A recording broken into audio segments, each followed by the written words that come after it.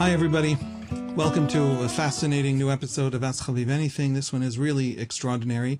We have talked in the past, as any fans of the podcast, regular listeners or viewers will know, in abstract theoretical terms about some of the major themes and ideas of political Islam, Islamism, Salafism. We talked about Muhammad Abduh, the Grand Mufti of Egypt in the 1890s, and his student Rashid Rida, and the lineage through the Muslim Brotherhood that produced Hamas. We talked about that, of course, because it is profoundly significant to the ideas that drive some of the Palestinian discourse and Hamas certainly in Gaza today. But more broadly, it affects how the Middle East talks to itself, what the Islam in the Arab world is thinking. You have to know, you have to understand how it all works. And that was the idea. And so we took some historical deep dives. Today we're going to do something completely different and frankly, much more interesting to me. I am joined by Aimen Dean, who was a card-carrying member of Al-Qaeda. They have these nice little, they don't have cards. Do they have cards? No, they never had. They never had cards. It's evidence. Every club I've ever been part of had little magnetic cards. And it's going to be a conversation that really dives into lived experience. What is it like to be there? What is it like to join a Western espionage agency to then try and head off some of the terror attacks being produced by some of these organizations? Before we get into the conversation, I want to tell you that this episode is sponsored by David and Karen Devine and dedicated to the memory of, as many people have done with this podcast, and I really profoundly appreciate it. It feels profoundly meaningful to someone who died on October 7. Today we remember Abd Rahman Ziadne, 26 of Rahat, part of Israel's Bedouin Arab community, who was murdered by Hamas terrorists on the Zikim beach, north of Gaza on October 7, along with his girlfriend, Yulia Shaban, who is 24 from Arad. He and Yulia were camping together along the beach when the Hamas attack began. They fled the site. They tried to hide in the sand dunes. Eventually, Yulia left voice notes to her family. You could hear the explosions and gunfire in the background. And they were eventually killed by Hamas terrorists who found them in the sand. Abid was buried in Rahat. If anybody recognized that name, Ziadne, you might from just the Israeli news cycle of the last 22 months. He is survived by his parents, Amal and Atef, as 6 siblings, and also 4 of his relatives.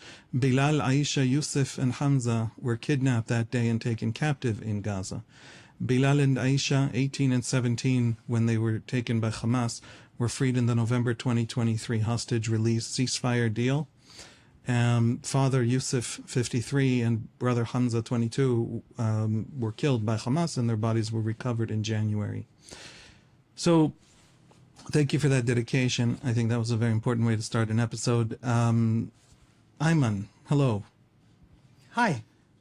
It is truly an honor and fascinating to have you here. Thank you for agreeing to come on. We turned to you and asked you after reading your book, 9 Lives, My Time as MI6's Top Spy Inside Al-Qaeda. If that doesn't hold the listener's attention, nothing will. I want to start off essentially by asking you to introduce yourself through your story, through this extraordinary story you tell about your childhood, about what it's like living in deeply conservative Muslim societies, a Bahraini family in Saudi Arabia. I grew up, I was born in 1981, so 9/11 happened when I was 20. I grew up with a very particular picture of what Saudi Islamic society is. And reading your book, there's something much, much more complex and human about that society, even at its very conservative, at its most conservative. And so I would love to dig into that. Tell us about your childhood. In particular, I was fascinated by how you talk about women and your mother and the home in this deeply religious society, and someone who memorized the Quran at a young age, which is a classic sort of goal of a believing Muslim. So I'm going to now stop asking this very extended question and let you talk. Thank you so much, Haviv, for having me. And I want to extend also the thanks to your listeners. Well, I mean, first of all, I was born in 1978. And so it was just only 3 months before the most catastrophic year in our living memory. I would say it was 1979 when the Islamic Republic was established through the Islamic Revolution in Iran. Saddam Hussein came to power. The Soviets invaded Afghanistan, starting the whole jihad, modern jihad cycle. Of course, not so catastrophic was the visit by Sadat to Jerusalem and the Camp David peace accord. Now, all of these events shaped my life, but in particular, one event that shaped my life later, especially in Saudi Arabia, was also in 1979, which defined Saudi Arabia for a generation to come, was the siege of the Grand Mosque in Mecca. So I was born in the wrong year, I would say, like in comparison to my 5 older siblings. All of them used to tell me that Saudi Arabia was so different prior to 1979. It was conservative, but it was discovering itself. It was slowly and gradually coming out of its shell, and started to feel more comfortable with westernization and Western films and movies being shown in cinemas. There used to be cinemas in Saudi before 1979. Yes, there used to be female waiters in restaurants, in Saudi Arabia before 1979. But then 1979, just three months after I was born, it was the event that shook the kingdom to the core, when a group of Salafists, followers of Jahiman al-Atabi, and the movement is called al-Muhtasibin, al-Muhtasibun, those who doing hisbah, or the prohibition of vice and the promotion of virtue, seized the Grand Mosque in Mecca, announced that they have the Mahdi with them. So already there is some eschatology there, to add to this salad. And for 18 days, the Grand Mosque in Mecca, the most sacred part of Islam, was a battleground in which we saw not only just Jordanian special forces come in to help the Saudi forces retake the Grand Mosque, but we saw some French special forces coming in to help, who just at the border of the Haram, at the sanctuary, converted to Islam in order to perform the mission. And this is one of the fun facts, when we talk about that. But what really happened is that after that, the reality is that Saudi Arabia was so shocked by the fact that this group of people, 400 men who seized the Grand Mosque, were doing it because they felt that the kingdom was going too far on the path of westernization and liberalization and modernization. And so they wanted to take it back. And take it back they did. Yes, they failed in the uprising they staged, but in reality they succeeded in making the royal family go back on their vision of modernizing the kingdom, and thought, well, if we want to keep a grip on power, we might as well go back to conservatism. And as a result, I grew up in that newly applied conservative society that His late Majesty King Khalid enacted after the events of 1979, and then after that, of course, enacted by his successor, His late Majesty King Fahd. For me, I grew up, in what I call basically the King Fahd Saudi Arabia, conservative, austere, and it was a place where there is definitely now segregation. No cinemas, were there anymore. Society was segregated, according to men and women. And for me, I had only I have only 5 older brothers, and and the only female in the house was my mom. And so for me, women were, not to be seen. I used to have you write that you literally didn't see a woman unveiled, except in your home, your mother, for how long? For how many years? Well, until I was 16, really, from the age of 9, all the female cousins I think by 9, 10, that's it. All the female cousins that I used to have, all of them started to veil based on, the culture and the norms at the time. And so I didn't see their faces after that. And so I would say from 10 until 16, 6 years, that's it. Like, you only see them, ironically, on TV, on Egyptian or Syrian or Lebanese TV sitcoms or TV shows, and that's it, or movies. But in real life, they are segregated. In real life, you don't see them. So that's the first thing I've noticed, like, growing up, is the fact that there is segregation. But also with it comes the fact that where I was born in itself was a fascinating place. I was born in Khobar. And Khobar is, in my opinion, the most fascinating town in Saudi Arabia, hands down. And I know, like, some people will say, no, it's Riyadh or Jeddah, whatever, but no, sorry. I would say it's Khobar. And for the following reasons. First of all, it is the home of Aramco, the largest oil company in the world. And the largest producer of oil in the world until at least when I was growing up, like, it was the case. My uncle, actually I would say my 3 uncles and my dad, all of them work for Aramco. So I'm an Aramco boy through and through.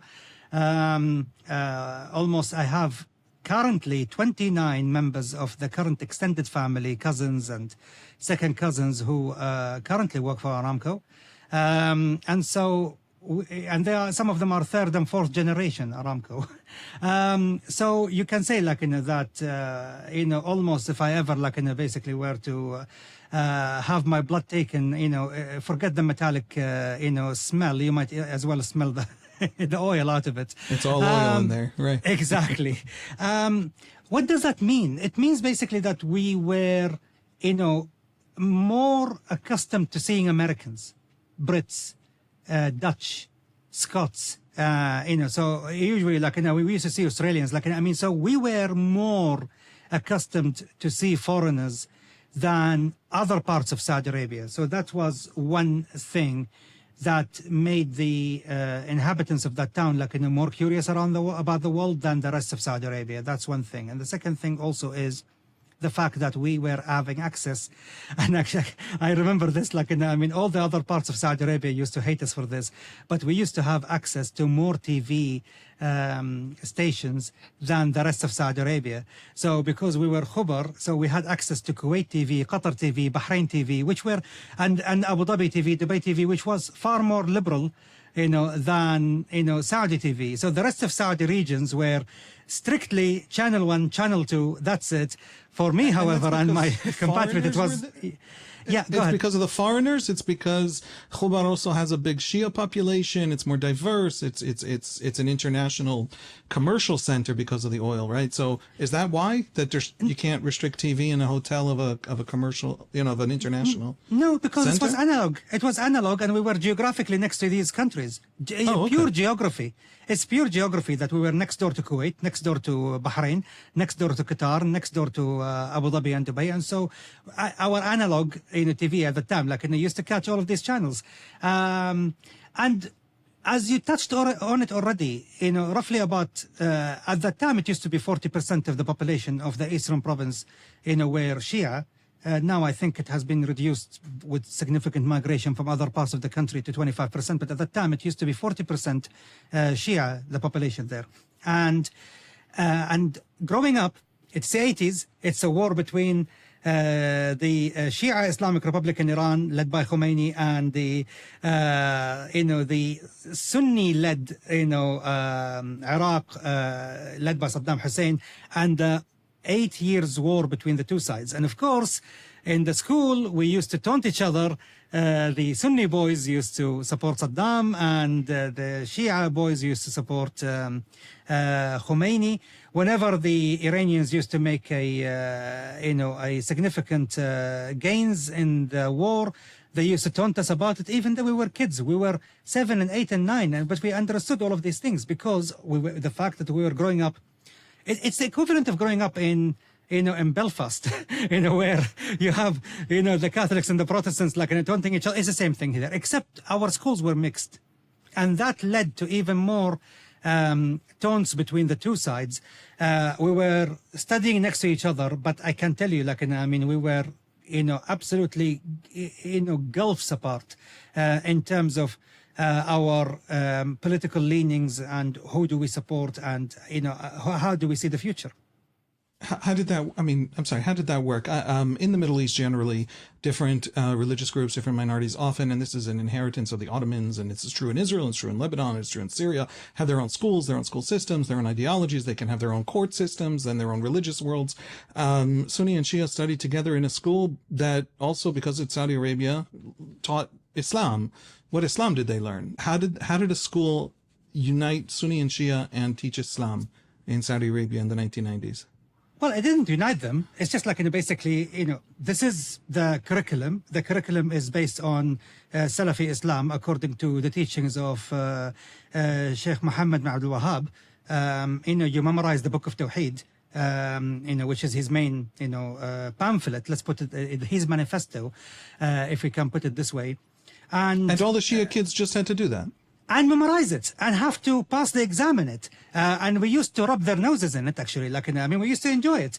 But at the same time, fascinating.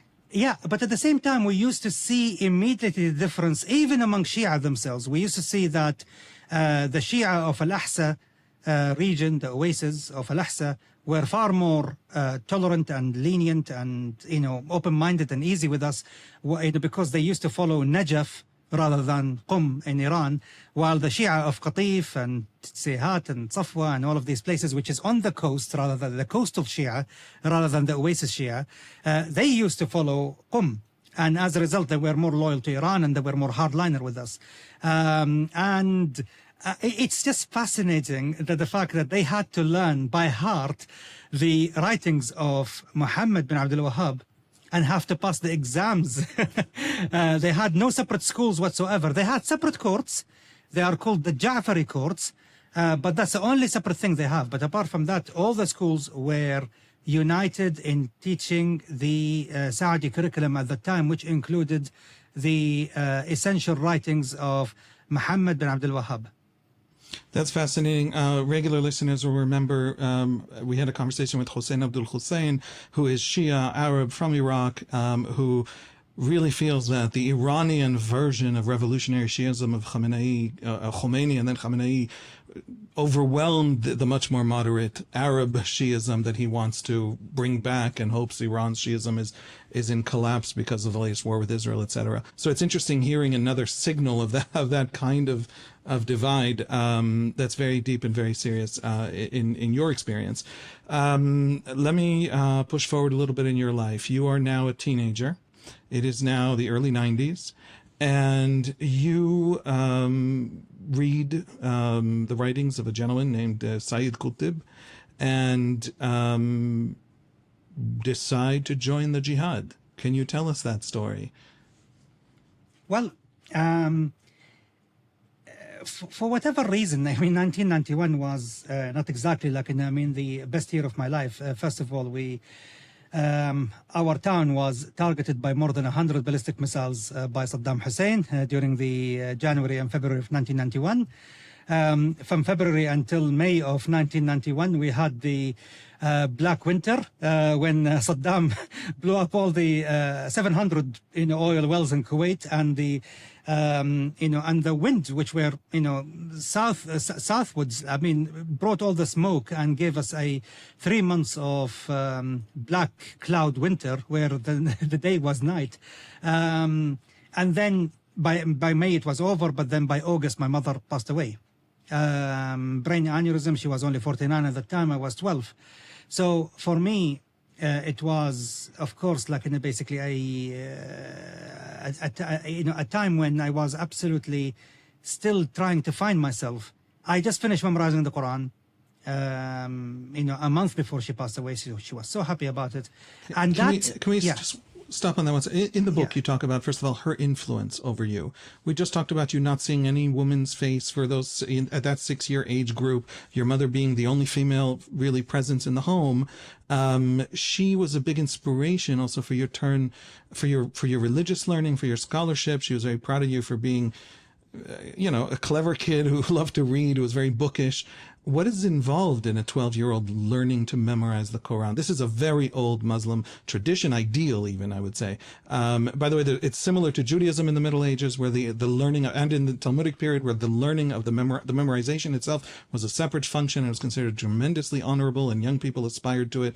Tell us more about that, your mother's influence, and also what was that Islam in your life as such a young person?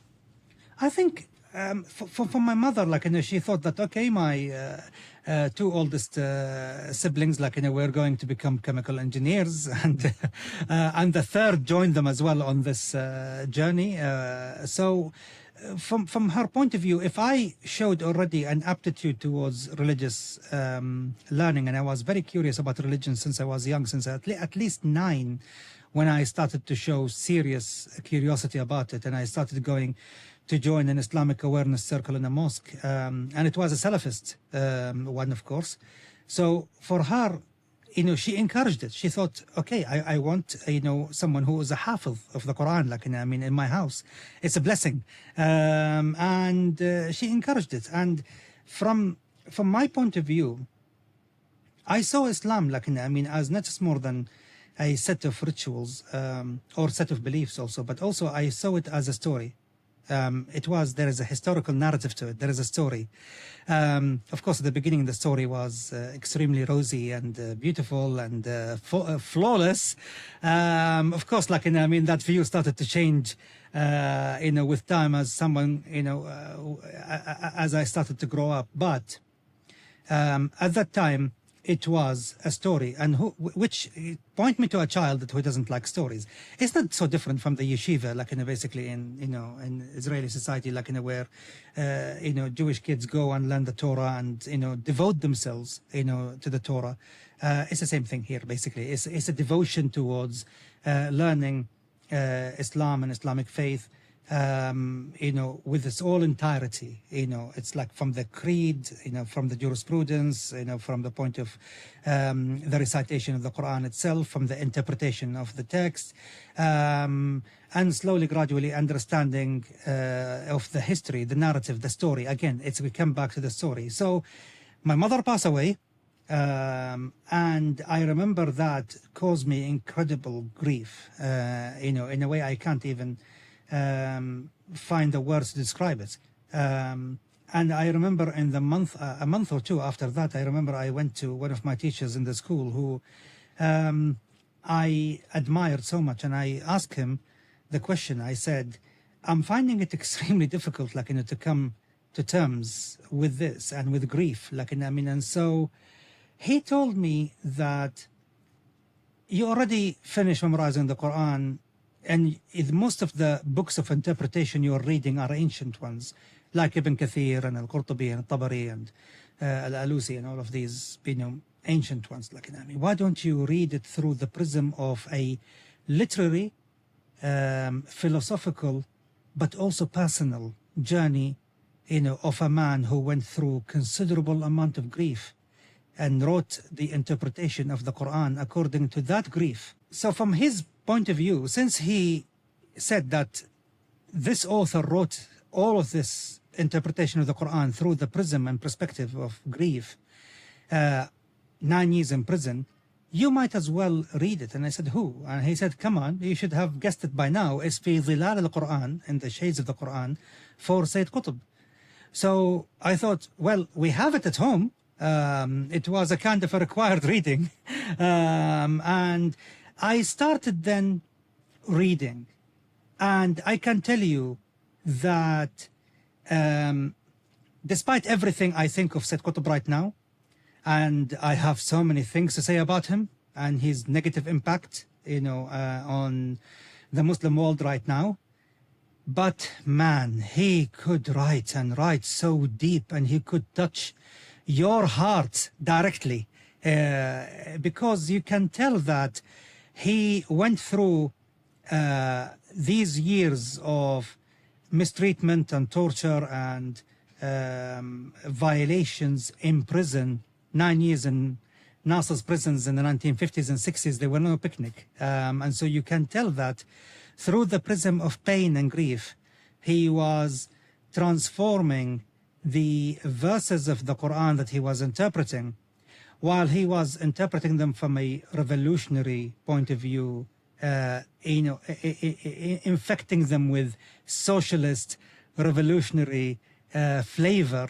However, when he was interpreting the verses about patience, about grief, about endurance, I mean, they were poetic. There is no question about it. And he was able, I mean, for example, like when he was talking about the personality of the Prophet Muhammad, and I remember there was one particular verse when he's talking about the humanity, the fact that the Prophet is a human, basically, and the humanity of the Prophet, when he talks about him and the influences that were on him, and said that, he said, look at this person, he's a boy, he's 6-year-old, and he is returning from Medina, where he's already an orphan, he's lost his father, and he's already an orphan, coming back with his mom, a sickly mom, from Medina, where he was visiting his,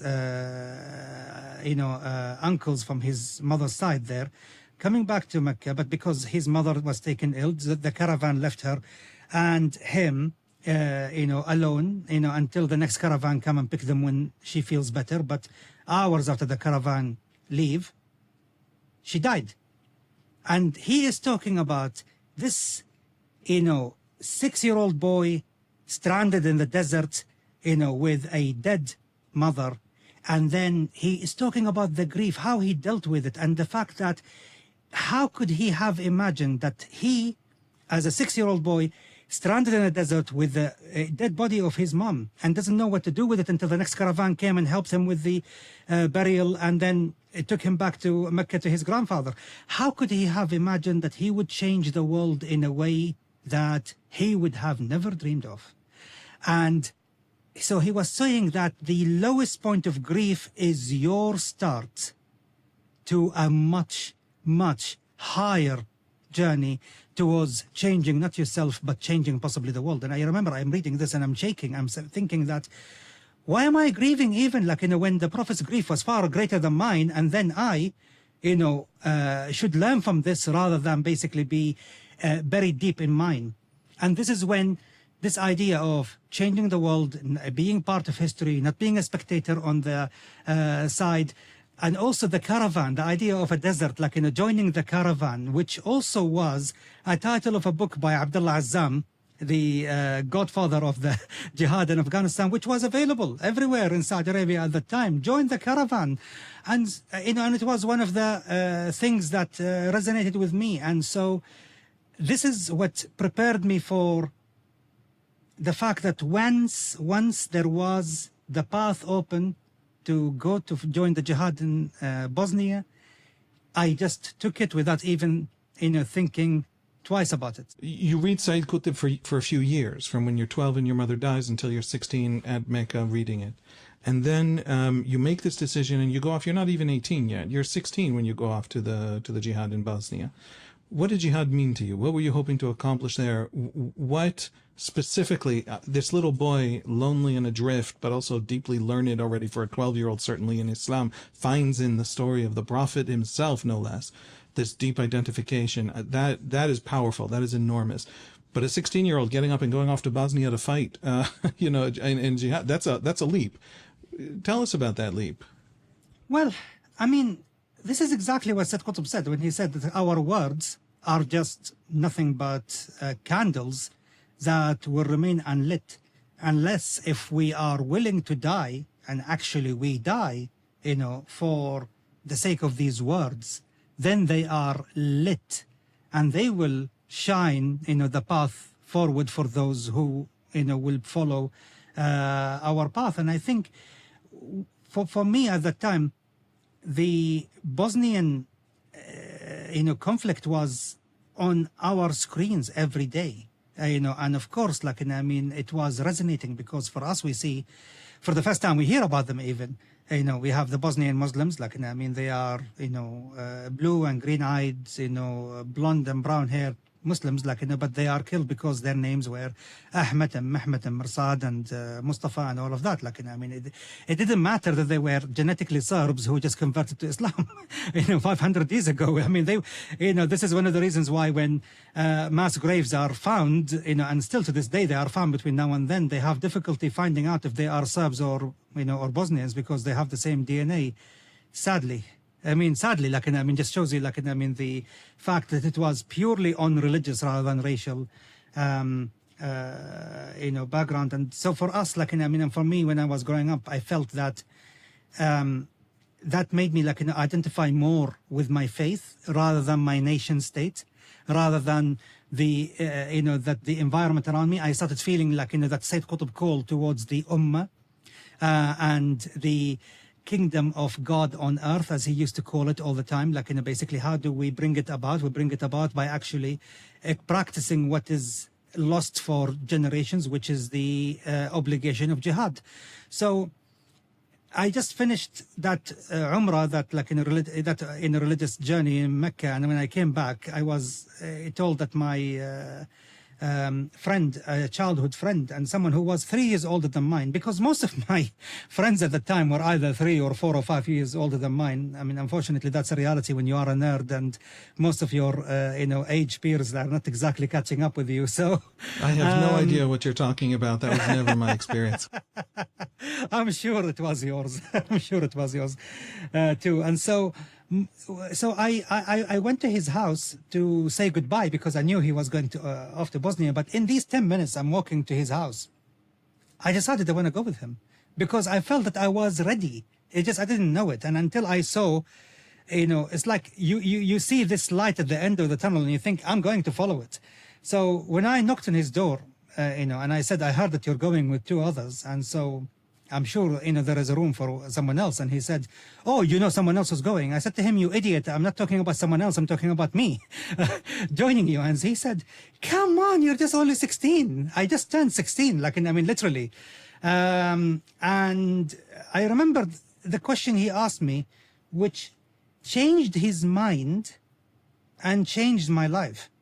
He asked me the question. He said, for God's sake, look at you, you're 16, you're a book, a nerd, bookish, nerdy individual. Do you think the jihad needs you? So I said to him, come on, Khalid, I'm not even, arrogant to even think that it needs me, but I need it. I'm the one who is in desperate need for it. So you have to take me with you because it's not about, what jihad needs. Jihad doesn't need any of us, but we need it, and including me, especially me. And he said to me, okay, that's the right attitude, which means basically you're coming. And so, from his point of view, even though he was trying to tell me it's not a picnic, people die, I said to him, yeah, I know. But I said to him, I don't want to be, feeling in several years ahead that the caravan came and went and passed me by and I did not join it and I remained on the side of the road. I don't want to be left behind. I don't think people in the West today really understand the power of religion, the power of this poetry, the power of this belonging, the power of a young man seeking the dignity of doing something dangerous and meaningful and useful. It's something that is lacking, I think, in Western. What does a young American man, or I think there's also for women, but just specifically in this context of going off to do good and to fight the good fight in the world. You at the time, you write, really understood jihad as a defensive act. And Bosnia, that was easy to frame it that way also, right? Because that was a situation in Bosnia that would not be true, for example, in some other places. Of course. Yeah, and you go off to join it, and then there's this amazing, I don't know how to put this. It was fun. Was jihad fun? Can you explain that to us? What was that experience? You would be in several countries over several years. What was it like to be actually a jihadi who eventually basically joins up with Osama bin Laden in Al-Qaeda? I mean, I wouldn't say I don't mean only I don't mean fun. I would say I don't mean it in the thrilling. shallow sense. Yeah, Exactly. it's thrilling. It's thrilling. It's adrenaline, you know, adrenaline-filled thrill. I mean, that's the best I can describe it. And not only that, but the nobility of it. I mean, in Bosnia in particular, like, I mean, I felt that there was something noble about it. I mean, because it was a clear-cut ethnic cleansing. It was a clear-cut, genocide. 60,000 women were raped by, the Serbs, according to UN figures at the time. And, and the massacres were there for everyone to see. It's not like, basically this is and it was almost at the beginning a one-sided fight. And so you feel the sense of nobility, you feel the sense that you are being chosen. I mean, and also like when you arrive and you think, oh my God, I'm going to go there and I'm going to join thousands of other volunteers. And then as soon as you land, you find, what is my number? Oh, my number 403 or something like that, like, basically. Is that it? Am I the 400th volunteer? Yeah. I mean, and then it hits you straight away, like, I mean, that were quite few. And out of a billion Muslims at the time, like, you feel that, like, only 1 out of 2 million, answered the call. And then they tell us immediately there, you're God's chosen, people, like, who answered the call when millions others did not. So you are, I remember, like, Anwar Shaban, Sheikh Anwar Shaban, who was the leader of the Jama'ah Islamiyya in Italy and then became the leader of the Mujahideen Brigade in Bosnia. He said to us like this, he said, you are the Safwa. Safwa means the chosen ones. And so that of course, like, if it doesn't fill your heart with, that kind of pride, like, I mean, what will fill your heart with pride like this? We were 4 individuals who went to Bosnia. It was October of 1994. And if I fast forward all the way to December of 1995, when the war ended, the 2 who came with us, with me and Khalid, were dead already. Khalid would go on later to become the leader of Al-Qaeda in Arabia between 2002 and 2004. And that's just to show you, like, that Bosnia graduated many of the future leaders of Al-Qaeda. Many people who were paramount to the 9/11 planning were there. Ramzi bin Ashib was there. Khalid Sheikh Mohammed was there, although he came at the end. Many leaders of the Al-Qaeda in Arabia were there. Many leaders of Al-Qaeda in Yemen were there. That gave birth to because like the Afghan Jihad was kind of anti-communist. The Bosnian Jihad became a anti-Western. It became the breeding ground for anti-Western resentment. It became that breeding ground because it was primed for it by everybody having read Sayyid Qutb, or because the West had failed to come to Bosnia's aid until 4 years in, where Clinton finally orders NATO finally bombs Belgrade. But what was the grounds for anti-Western resentment out of Bosnia? Serbia was associated with the West. You already answered this. The whole idea is the failure of the United Nations.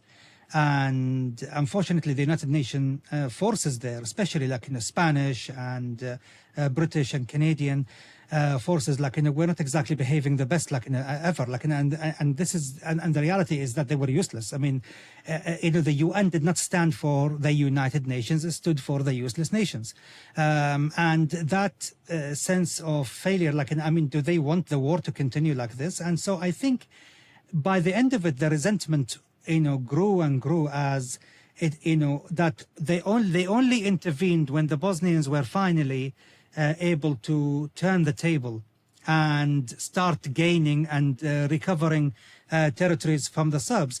And that's, I think, what was the perception at that time.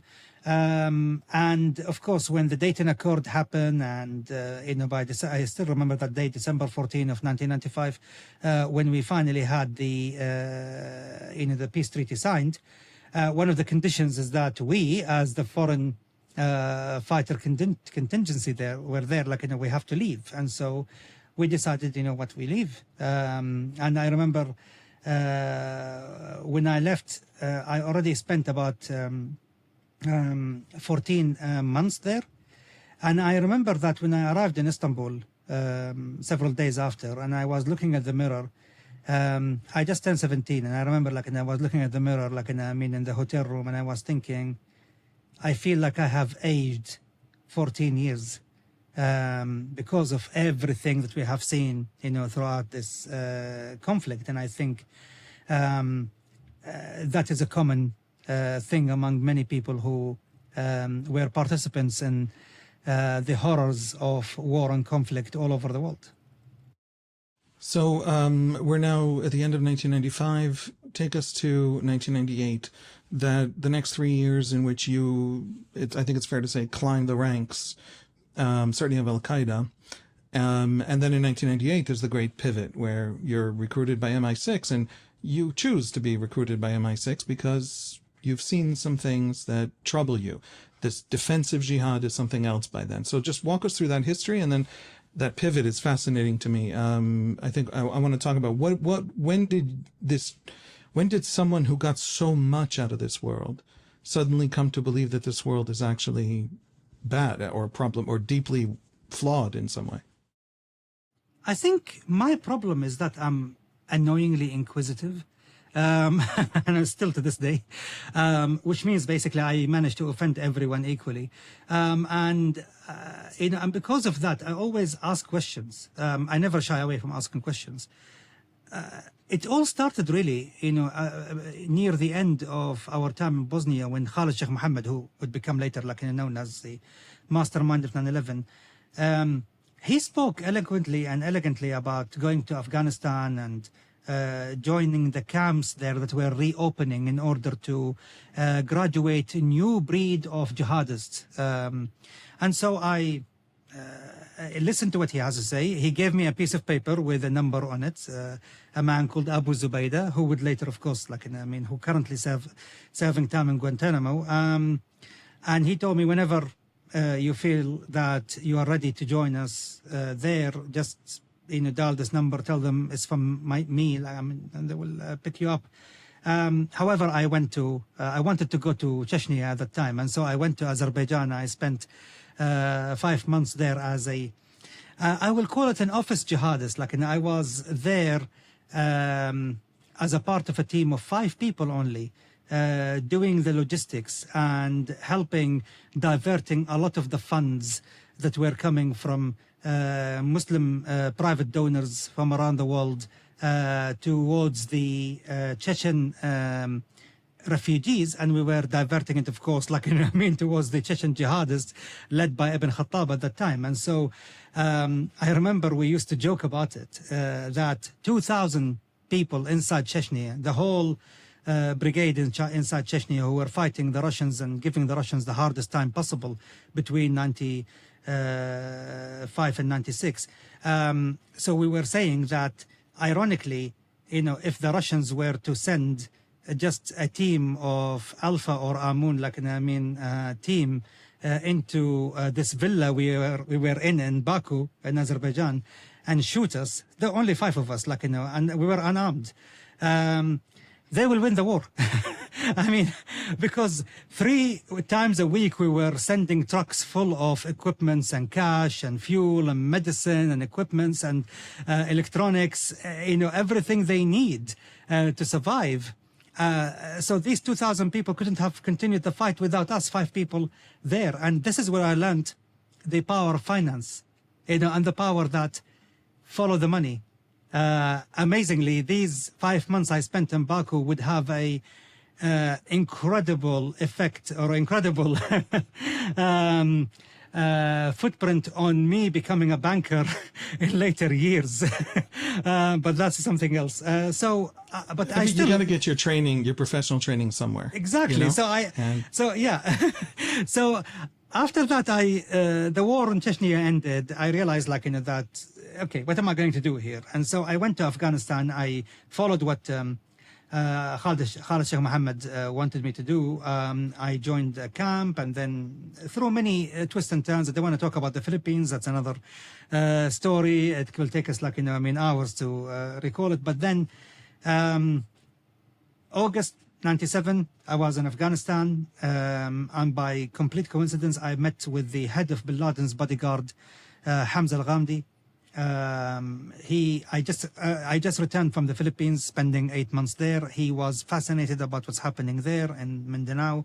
And then after spending a few hours with me, he just told me, I want to invite you to join us. And I remember one thing he said to me, which still resonates with me to this day. He said, we can't let Sheikh Abu Abdullah, of course he means Osama bin Laden, we can't let Sheikh Abu Abdullah be surrounded by those, idiotic, self-serving Egyptians. And I was like, okay, I know what you mean. So, the eternal enmity between Saudis and Egyptians, which is always beneath the surface, so even then, even in the mountains of Afghanistan, it was still true. So I made my way to Kandahar, went to the headquarters there in Tarnak Farms, just next to the airport in Kandahar. And it's just the same evening, he just, after the Isha prayer, he just dragged me into, to see Osama bin Laden. And this is when I met him. And I remember one of the things Osama bin Laden was, I can tell, he was thinking, I was hoping he was taller, but because of course, for him, anyone is short. He was such a tall man, very imposing. But of course, the first thing he asked me, he said, do you know what you are, getting into?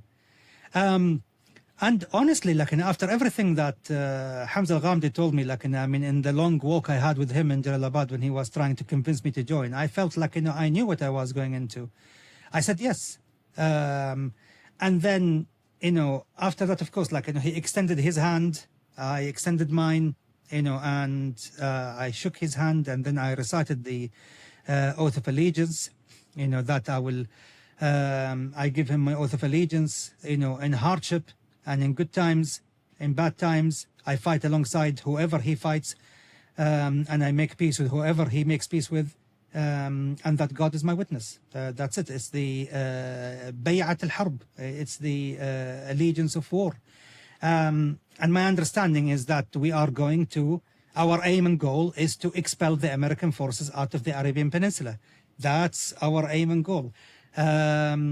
I thought, that's what we're going to do, fighting against American forces that are based in Saudi or Kuwait or, UAE or all these places. Can I ask why? In other words, Bosnia was it is not hard to argue that was profoundly defensive. Salafist ideology aside, that was a defensive act to fight for the Bosnians in that war. The Americans were in Saudi Arabia at the invitation of the Saudi government. They weren't killing Saudis. They weren't fighting Saudis. They weren't imposing themselves on Saudis. What was the religious theory, or just literally the purification of the holy land of Arabia, or was there something beyond that?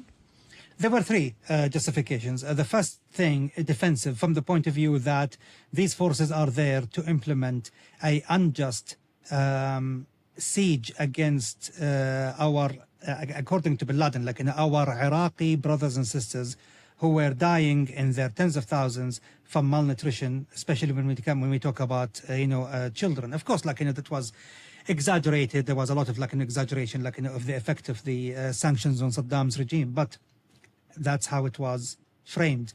That's the first thing. The second thing, these forces are enabling the continued occupation. Remember that Osama bin Laden, that's his message, of continued occupation of the Holy Land by the Israelis. So that's the second justification. And then the third justification is the fact that the Arabian Peninsula is not supposed to be a host to any foreign non-Muslim army, no matter what, according to Islamic jurisprudence. So three, religious justifications for this jihad against the American armed presence in the region. From my side, I was convinced, even though I was only 19 at the time, but what should, I mean, I wouldn't argue at the time. And and I remember the first thing, I remember that Osama bin Laden said, he was just saying it in a I think affectionate manner, basically he was saying to Hamza al-Ghamdi, referring to me, he said, I don't think he's a commander's material, so we're going to send him to Abu Khabbab. So of course, going to work with Abu Khabbab who is the Egyptian, who was the most celebrated bomb maker jihadist circles ever seen, in the past 50 years, was in itself an honor. So it's an honor and a privilege that if you were chosen to go and study, bomb making, toxicology, poison making, and chemical and biological weapons, it's an honor. And so you will be sent to a secluded, camp with only 4 participants and an instructor. That's it. I was elated, that I was bestowed with such honor, and as a result, because they said they thought I had temperament for it, and I was sent to spend the next 11 months with Abu Khabbab in his camp. And so, how are your bomb making skills today? Rusty or? I meant that it's hard to leave a joke, when it's ripe on the tree and not to pull it down. But how much did you learn? Was it a professional, serious infrastructure kind of that they could rely upon? Did you actually train seriously and intensively? Yes, without a doubt, because at the end of the day, Al-Qaeda would be spending so much money, acquiring all the chemicals, and the equipments and the tools, and so they want to see, a return on their investment. And so, I remember when I arrived there, I noticed that there were only 4 of us. And I also noticed, how rudimentary the place is.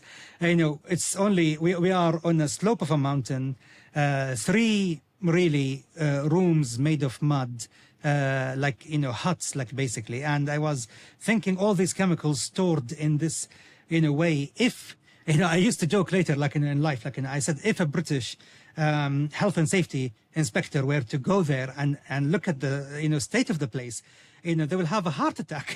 I mean, they will think how could you store chemicals like this next to each other in such conditions? There would be many problems if that British health inspector showed up in that place. Oh, indeed. Apart from that, I don't think a heart attack will be the cause of death. But anyway. But what's interesting also is that you were not a commando. You were, for example, in Bosnia, a medic, and they had complexity. They had positions. They had, I think the Americans call it MOs. Everybody had different kinds of jobs and expertise, and you trained in it. It was much more.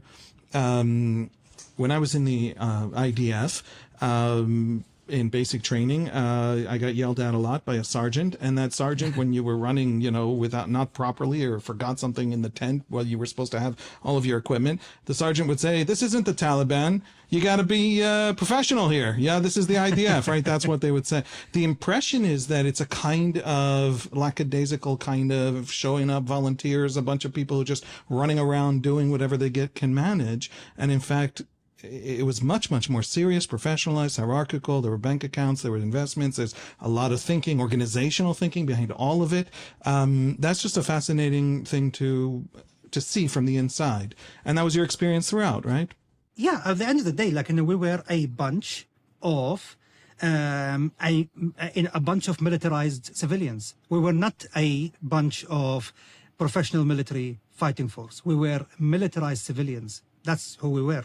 And so to ask me to become a commando in Afghanistan, is unrealistic.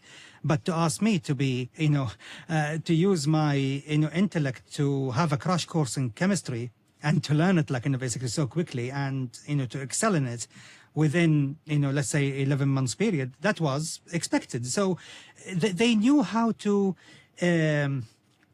take full advantage of each one's talents and abilities.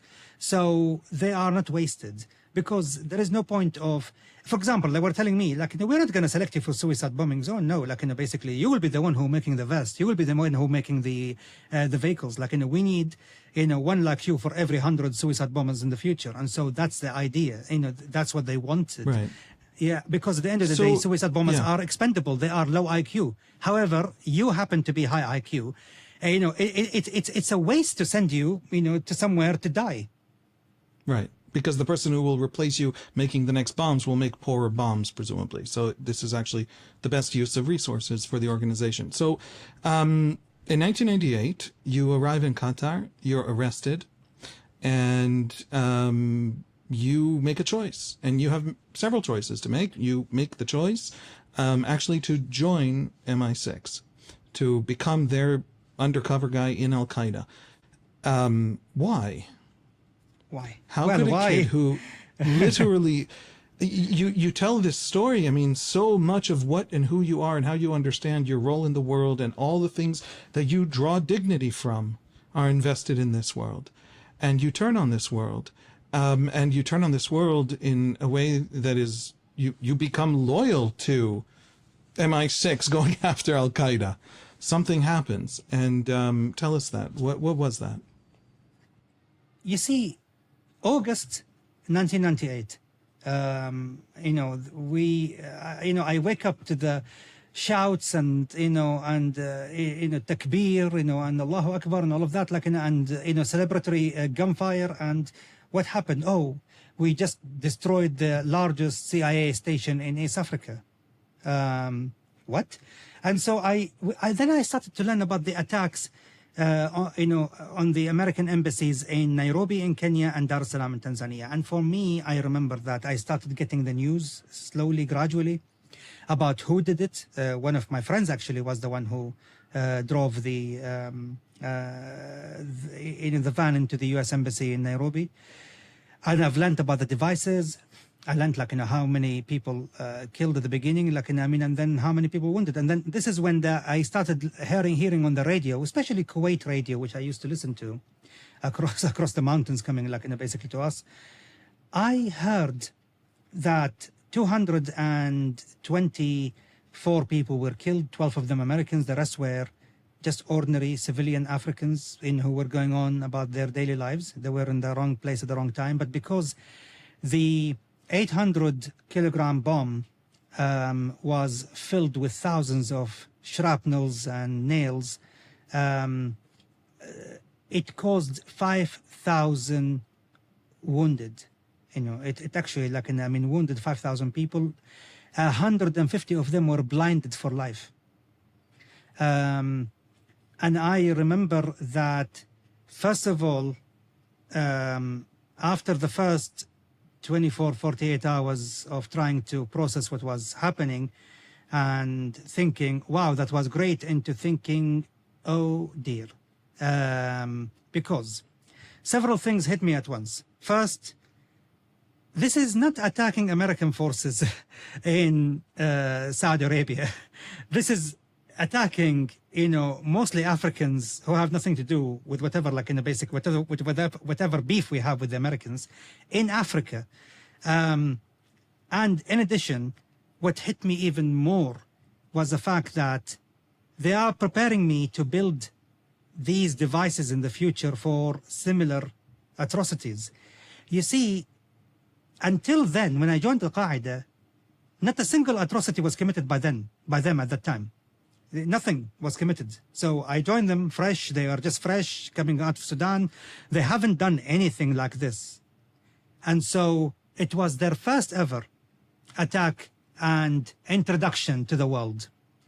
And it is the equivalence of someone handing you a gun for the first time in your life and telling you, pointing to you at someone blindfolded. You have no idea who they are or whether what they have done or if they deserve to die, and they tell you, shoot them. And obedient psychopaths will do it, they will shoot. Not me, though. First of all, I'm not low IQ, I'm not psychopathic. I am a cat-loving, God-fearing individual, who's a nerd, basically. And I then realized that, goodness, I just finished training with Abu Khabbab just 2 weeks ago, and this is the gun in my hand, and one day they will put me in front of that blindfolded person and tell me to shoot, and it will be soon rather than later. And so it hit me. And then when I went to the Mufti of Al-Qaeda at that time, Abu Abdullah al-Muhajir, who's the dean of the Sharia college at that time, I asked the question. I said, Sheikh Abu Abdullah, I'm not doubting anything, so please don't, think anything else of me. But please, can you explain to me, how do we justify killing so many civilians to get at 12 American diplomats? I mean, seriously, can you just tell me? Because one day I will be the one being sent to do that. So he went on. First of all, he started saying, first of all, Aimen, come on, they are a bunch of Africans. Who cares? That's the first, red flag. Which I was thinking, myself, shall I tell the Somalis that we have here in the camp that you just said a bunch of Africans? Because there were many Somalis who died in Kenya that day. Kenya itself is 10-15% Muslim. Exactly. There were presumably Muslims who died in that attack. Among those roughly about 55 Muslims killed that day. Most of them Somalis. And so when he said bunch of Africans, I was thinking, shall I tell the Somalis in the camp here? I don't think they will have a very friendly conversation with you if they hear you say that. But then he went on to say that we have a fatwa, the terrorist fatwa, the Ibn Taymiyyah fatwa, the fatwa that if the enemy shield himself behind civilians, then we have the right to do to attack, and whoever die among the civilians, God will be kind enough to them to show them to heaven, and that's it. Tell us more about that fatwa. Well, tell us more just about the background. Yeah, so I asked him, what is this fatwa? He said, oh, you will find it in Ibn Taymiyyah's comprehensive works and and letters. And I was thinking, okay, that's 37 volumes, for God's sake, thank you so much.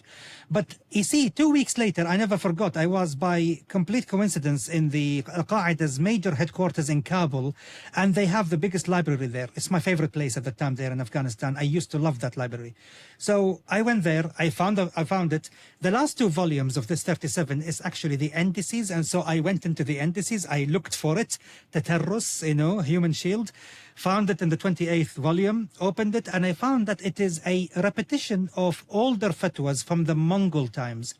So when the Mongol invasion happened in the early 1200s against the Muslim cities of Central Asia, in Uzbekistan and Kyrgyzstan and all of these places, they were sending urgent requests for fatwas, saying that the Mongols, whenever they conquer a city, they take the civilians from one city, make them push the siege towers towards the next, towards the walls of the next city, in order to, basically conquer it. And so they were saying, can we shoot arrows and javelins or whatever, at our fellow brothers, Muslim brothers who were pushing the siege towers, even though they were doing it against their will. And the fatwa came back and they said, well, they are dead anyway. I mean, they will be killed by the Mongols after the battle is over. They are expendable. So kill them, prevent the siege towers from reaching your walls, save yourselves.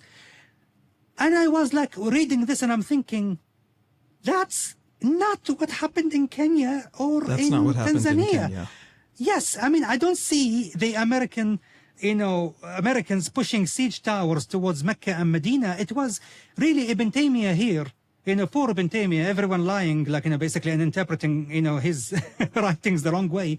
He was talking about the fact that if it is a life and death situation, then you do it. But there was no urgent life and death situation here. And I decided to leave. And I was waiting for the pretext. I was waiting for the fact that there was a properly scheduled medical checkup in Qatar that I have to go to, because working with chemicals, having typhoid and malaria the year earlier also has damaged my liver. And I have to go anyway to Qatar. And it was scheduled and everyone knew about it. So as soon as I was on the aircraft leaving Peshawar airport going to Doha, I renounced my oath, to Osama bin Laden. I renounced my oath to Al-Qaeda. I thought, good riddance to Afghanistan, to Pakistan, to all of this. I'm out. Arrive in Qatar. Long story short, got arrested because, hey, they were waiting for me, actually. It turns out that you didn't try to get arrested. No. I actually arrived there thinking, hey, I'm going to be a history teacher. I'm going to join, I'm going to go back into education. I'm going to go to university and I'm going to go and become a history teacher. And much to the relief of my would-be students, it never happened. So, you know, the Qataris were waiting for me because of a French intelligence tip-off in advance that I'm arriving. And so you know, I always thought of myself as not that much important. But then the French and other intelligence agencies had different idea that they thought, no, yes, you might be 20-year-old, but you are important. Important enough to be on our radar. And so as soon as I landed, I was arrested by the Qataris. But as soon as I started their interrogation, I mean, they were extremely surprised by my friendliness and cooperation and me being like, you know, open, you know, with them about everything, never denying anything. And then within, like, you know, I mean, 40 minutes, they were saying, like, you know, hang on here. Is there anything wrong here? Like, you know, why are you being so cooperative? I mean, that's not our experience. Double agent? Yeah. And so I said, well, I just left. And then I explained to them exactly what I explained to you. There were Qataris, there were some Qatari officers, but also they had with them Sudanese and Jordanian auxiliary officers, you know, who are, you know, supporting the function of the Qatari intelligence because they didn't have enough manpower at the time. You remember, it was 1998, you know, in order to fill the intelligence service at the time. They all left, you know, spent, I don't know, 15, 20 minutes outside the room and then came back giving me hugs, you know, basically, and saying, well done. Well done. Like, I mean, we can't say thank you enough, like, you know, for really seeing the light here. Well done. You know, we are going to make your stay here comfortable with us.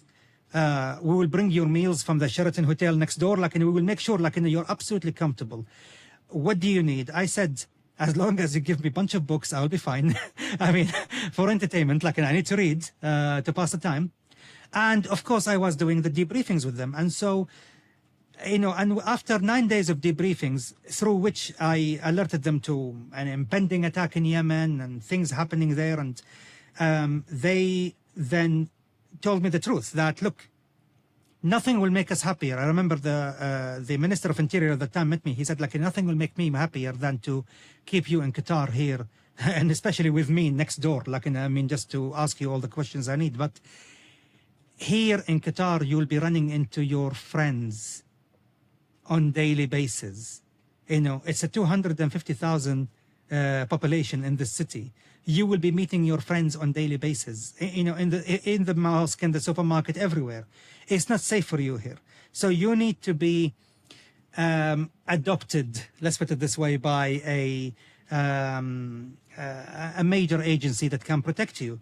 And so I said, you know, and who do you have in mind? And he said, well, either the French are very keen on you. And I said, I don't like the French. I don't like even to learn their language even. So sorry. The Americans, not easily. Like, I mean, I just survived their, you know, cruise missile attack on my camp just, you know, several weeks ago. No. And then they said the British. And given the fact, and I didn't know that. I didn't know the fact that my father also in the 1960s, you know, cooperated with the British intelligence, you know, and had a role with them. I didn't know about that. I knew about that later. And the fact that my grandfather was a British officer in the British Army in Iraq, you know, because he was a Durrani of Afghan origin, he joined them there in Durand in Khobar Pass in Afghanistan, Pakistan, and then, you know, which is at the time British Raj, and then ended up in Iraq, and this is where he married my grandmother, and then we became, like, you know, basically purely Arab, even though we are Durranis, you know, basically originally from the Durrani clan of Afghanistan. So he, you know, so I had that affinity, and because I've been to London before, you know, doing a mission for Al-Qaeda there, and so I was like thinking, okay, that's far more familiar and easier for me, and they are more familiar with the region. So yes, I said, okay, how long do I have to take a decision? They said, half an hour. Okay, half an hour. I'm sorry, there's a CIA guy and French intelligence and MI6 sitting in the waiting room waiting for you to make a decision? Why was there... I think the French were waiting. However, it's the Americans and the Brits were waiting, you know, in their respective capitals. And so I was told, okay, you will be put on an airplane this evening, and straight to London. And I'm thinking, oh my God, okay, fine. And so I arrived in London, and I remember that I was met by two agents from both MI5 and MI6 at the airport. They were extremely, kind and welcoming. And after the first 2-hour debriefing, they said that Christmas came early. We didn't know that Santa was living in Afghanistan, sending wonderful gifts. And this is an amazing the beginning. coup to get. Yeah, this is the beginning. Yeah, this is the beginning of a 8 years journey with them. You go back to Al-Qaeda, and you remain embedded in Al-Qaeda for those 8 years. What are those 8 years like undercover in Al-Qaeda? I'm almost going to skimp on the juiciest pieces here, mainly to get people to buy your book. It's good for you, it's good for me, just to move the podcast along. What are those 8 years like? They reminded me also of what Abu Khabbab, ominously told us when we sat down for the first lesson in bomb making. He said, in bomb making and also in espionage, your first mistake is the last mistake. You will never live to make another mistake. And oh boy, it's true in marriage too. But yes, exactly, exactly. So wow, yeah, you will never live to make another mistake. And so if can you imagine 8 years? One wrong word from me, one slip of the tongue, and you are a head shorter and 6 feet under. And with the addition of some people peeing on your grave also, so there is no dignity even in that death. But nonetheless, I did it. And I did it because I felt like, I would be extremely hypocritical if I was willing to die for the other side and not willing to die for this side. And at the end of the day, this is when the change of heart came, that I started to believe passionately in the nation state and the sanctity of the nation state. All nation states, deserve within the modern framework of the 21st century to have their flag, identity, borders protected. And with all honesty, that include the State of Israel as well in the region, as well as Saudi Arabia, as well as Iraq, as well as Iran. I want Iran to stay within its borders. I want Israel to stay within its borders. I want Saudi Arabia to stay within its borders. But these borders must be protected. And each nation have the right to protect them. Each nation must push back against transnational ideologies, whether it is a Muslim Brotherhood or Al-Qaeda or ISIS or the Taliban or anyone. Let me, one second. Yeah. I'm sorry. Is there a Muslim Ummah? There is the spiritual Muslim Ummah. There isn't the political one. There hasn't been, for roughly, I think, 1,250 years now. 1,300 years, I would say. Even. So what kind of loyalty do you feel today? You know what? Let's unpack it just directly. Let's just dive into it. Islam has spent, what I have told my listeners, and I lay this out in its 30-second version so that you can explain to them where I went wrong. They're hearing stuff about Islam from a Jewish Israeli. I can only apologize. That there is a debate within Islam sparked by, 200 years ago, roughly, give or take, whether it's the British Empire coming to Egypt or it's Napoleon landing in Egypt before that, this discovery that Islam is very backward, very weak, and the West has charged ahead and advanced. And that created a kind of theological crisis for this lineage that we talked about, because we're very interested in who Hamas are and what they think, and that produces Hamas, the Muslim Brothers and their teachers, from Rida to Abduh to Al-Afghani and these thinkers in Egypt. And this is a discourse that spreads. It spreads to Shia Islam in the revolutionary regime of Iran. It spreads all over the Muslim world. These people are read, from Malaysia to Morocco.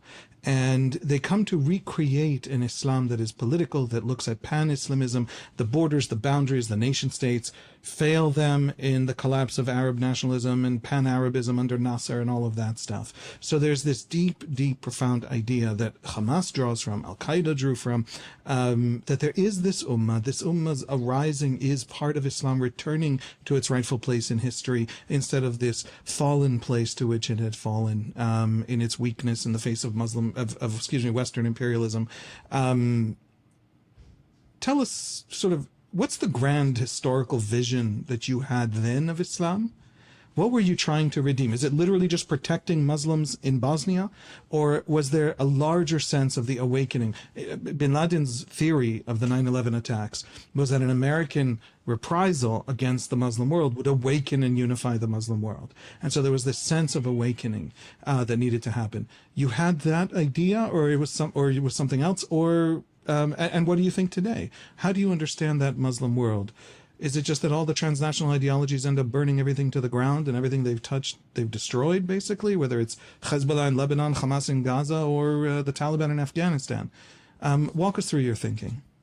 In reality, my understanding of our role, I mean, up until the East Africa bombings in 1998, was to start this awakening within the Muslim world into understanding that we are all one Muslim nation, one Muslim ummah. And I believed in the Muslim ummah. I just didn't know that the Muslim ummah existed spiritually. It did not exist politically. And it never existed. I always drank that Kool-Aid that, that we were always one united, Muslim ummah, when in fact, looking at the history, oh my God, our history is as bloody as the Mongols and as the Europeans and as the Aztecs and everyone else, in the world. We are humans after all, filled with that human nature of ambition, of brutality, of of fighting with passion in order for whatever we believe in. However, I think when the East Africa bombings happened, and I just felt that epiphany, I felt as if I can see 20 years ahead, and I felt that this will not stop here. This will not stop until we are bombing compounds, ministries, and police headquarters inside Saudi Arabia, killing our own brothers and cousins and friends and schoolmates, fighting, Arab to Arab, Muslim to Muslim, Bedouin to Bedouin, and for what exactly?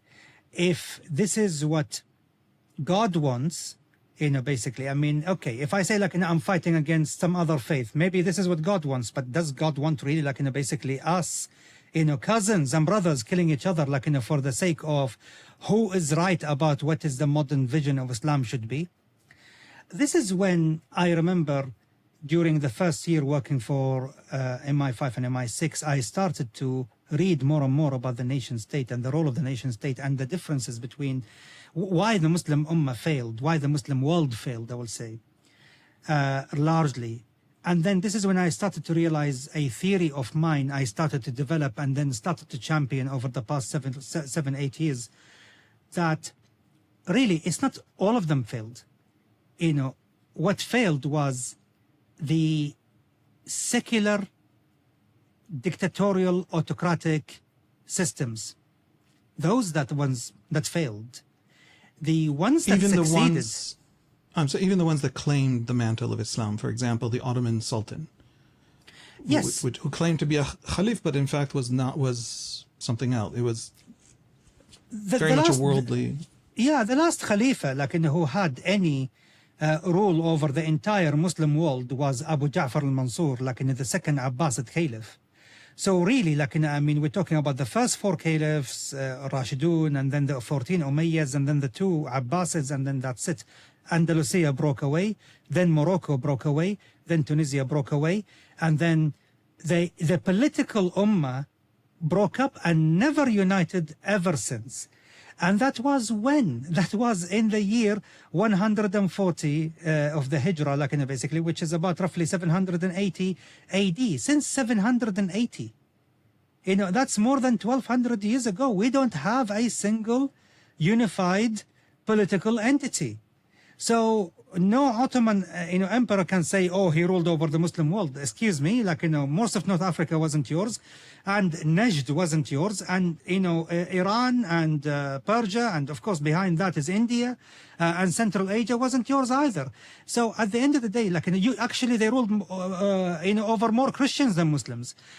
So in southeastern Europe, I would say for me, the only successful model really wasn't nationalism, socialism, or whatever, like or generals, military, or anything like that. The only successful model that finally captured, the essence that is enough to represent modern day Islam, while at the same time adopt modernity, is the monarchy system. So the Middle East is divided into, really, in terms of the Arab Middle East or the Muslim Middle East, is divided into two zones, the royal zone and the non-royal zone. The royal zone is the most successful. Absolutely. Throughout the MENA region, that's the most successful. Well, even Jordan and Morocco, they are inherently stable in comparison to the neighbors who are inherently unstable. But if you look at, the theocratic model, Iran, it's hell on earth, for its own people and for the neighbors. If you look at the democratic systems that are in Lebanon and Iraq, it is so sectarian, it is so, influenced by tribes without the tribe having its own rightful place in the system. And as a result, it is so manipulated. Look at, Yemen, look at, all the other countries, Libya, with, they are in civil wars. Look at Syria. I'm one of those people who is like begging Ahmed al-Sharaa, like, just declare it a kingdom, call yourself a king, and let's be done with it. Because the only successful model in the Middle East, among the Arabs and Muslims, will always be the monarchy. I argued for this when I was only a 22-year-old undercover, MI6 agent, when I argued that in my paper for MI6 at the time, before the Bonn conference, please restore Muhammad Zahir Shah, to the throne of Afghanistan, because a king in Afghanistan is nothing, just like in the Arab world, is nothing but a glorified tribal sheikh. He will have the authority to unite the tribes together, to bring them together, and within the kingdom, which is what unfortunately what a secular republic exclude completely. A secular republic exclude faith as an institution and exclude the tribe as an institution.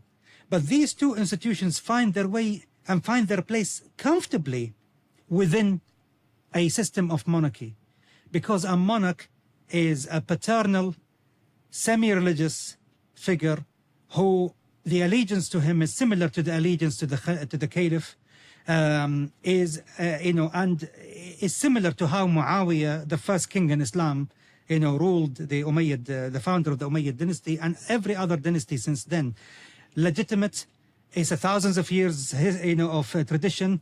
I think by now we have safely come to the end of the trial period. If it ain't broke, don't fix it. I've been preaching this before the Bonn conference, and I was told that the White House, it will never agree to a monarchy system, because American democracy find monarchy an anathema to the spirit of American democracy. And I said at that time, and I hope basically I will try to use a child-friendly term here, I said fluff American democracy. Really let them fluff the fluff out. I mean, in all honesty, we need stability, not experiment.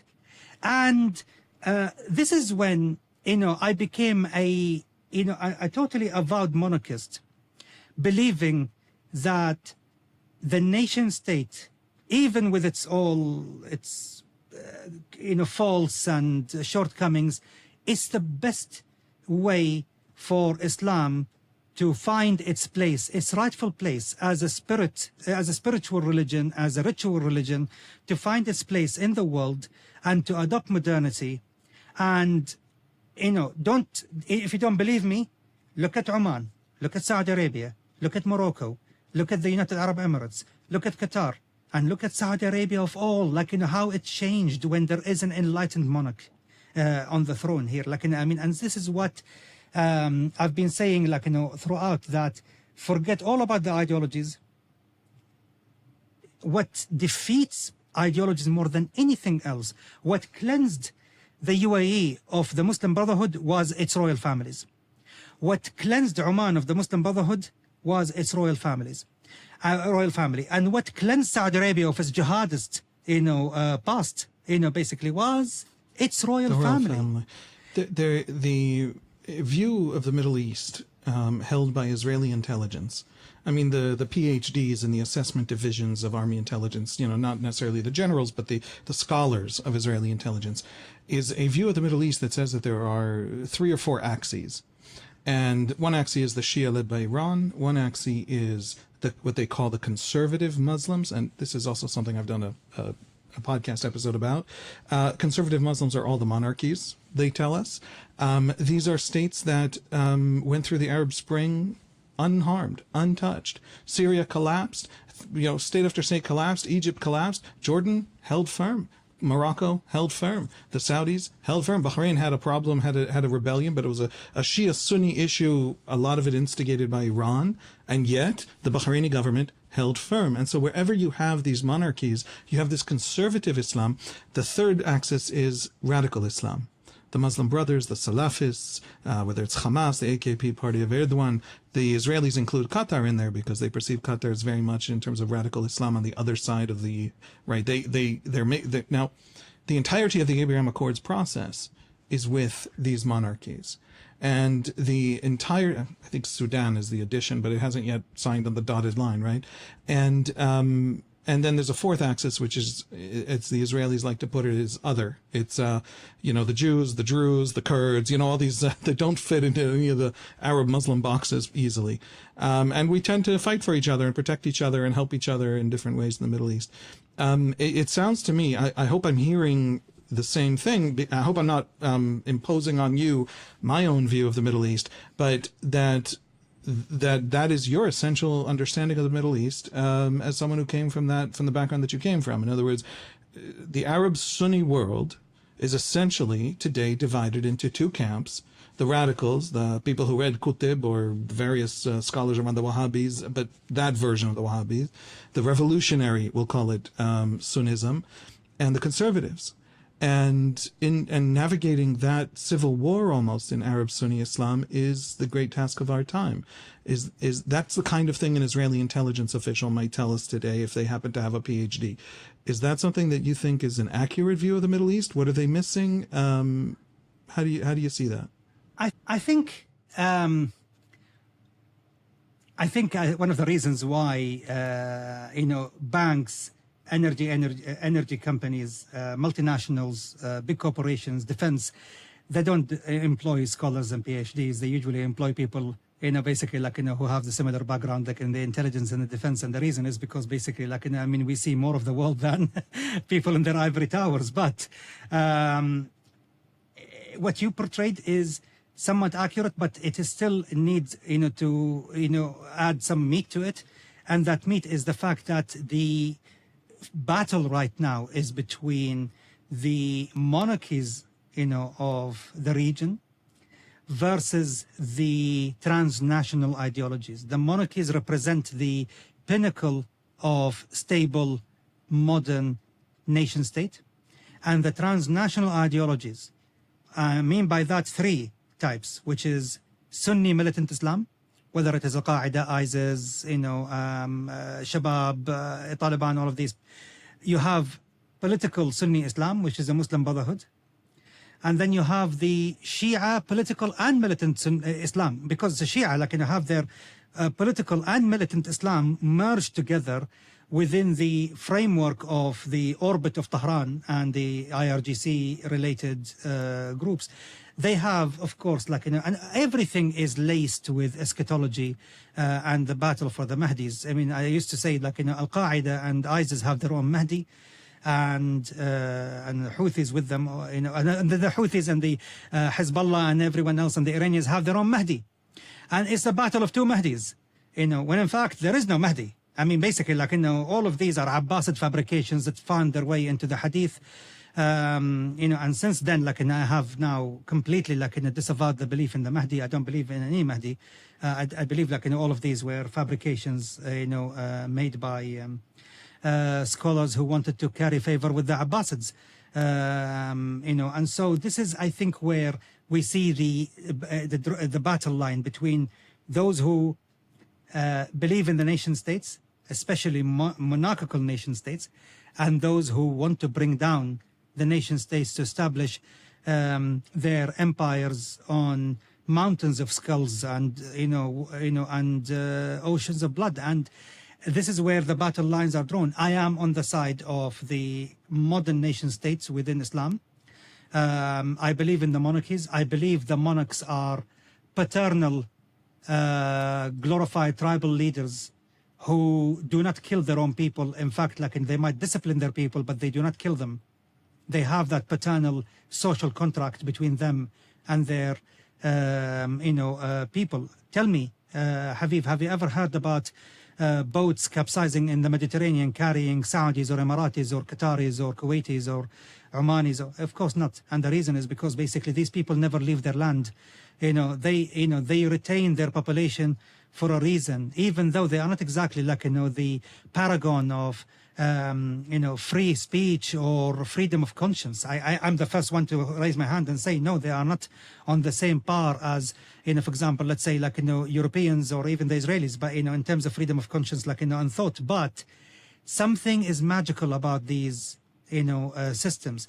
They retain their population. That was Iran before the 1979 revolution. That was Afghanistan before King Muhammad Zahir Shah was deposed, in 1975. That is the reality. We need, to return to a system that actually guarantees safety, security, stability, law and order, prosperity for everyone, not to be the experimental political lab for PhD, ivory tower dwellers, in London or DC or Berkeley or Yale or Harvard or anyone else.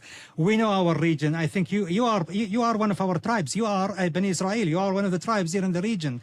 You came from a line of kings. You should understand that more than anyone else. If Westerners thought of Israeli Jews as an Arab tribe among many Arab tribes of the Middle East, they would understand every single reaction Israeli Jews have had to every single event in the last... I will say Abrahamic Semitic tribe. Half of Israeli Jews are the grandchildren of people who came from the Arab world. I don't know why it's shocking to people. They were, and they're half of... I mean, we're all intermarried, so then we all have some roots of some kind, except for me. I'm pure Ashkenazi, and I'm very embarrassed about it in my neighborhood. But you said something that bothered me about Syria on Twitter, on X, excuse me, and so I would like you to flesh that out very quickly, and then I want to take you to the thing that's, I think, much more serious and painful for me directly, which is obviously Israel and Gaza, and also how it's playing out in the Muslim world, and then I'm going to let you go and be a free man because you have so much to tell us about that is so fundamental to our world and our experience and our understanding of what's happening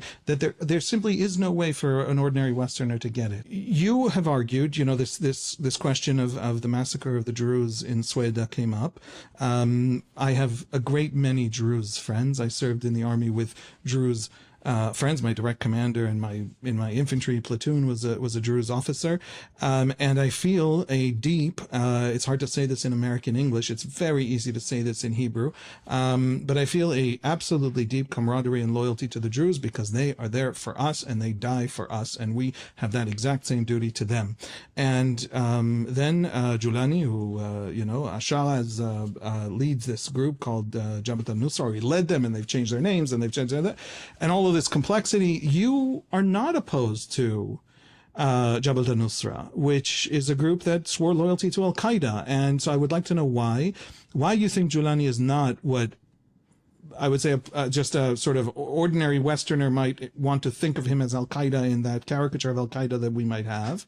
And also why the story of Sweden was not any kind of simple Sunni radicals massacre the Druze and the Israelis come to their defense, which, by the way, Israeli leaders were convinced it was for the first few days. Now, I still think there was a massacre. I still think those massacres continue, and I still think Israel has a responsibility to protect the Druze, but the Druze of Syria are also divided into different camps, into different groups, and there's complexity here, and you are very bullish, very optimistic about Mr. Julani and the possibility of establishing a Syria that, even though it comes from that ideological place, is stable, is reasonable, can make peace with Israel, for example. So how did you see that play out, and what do you think that tells us about you know, A, the future of Syria, B, how minorities can live in this world that you're describing as paternalistic and a lot more stable. And I agree with you. Every Israeli agrees with you. Better a Saudi Middle East than a Hamas Middle East or a, Iranian Middle East. How do you understand Syria right now? Well, this is where I always used to say, basically that knowledge is burden.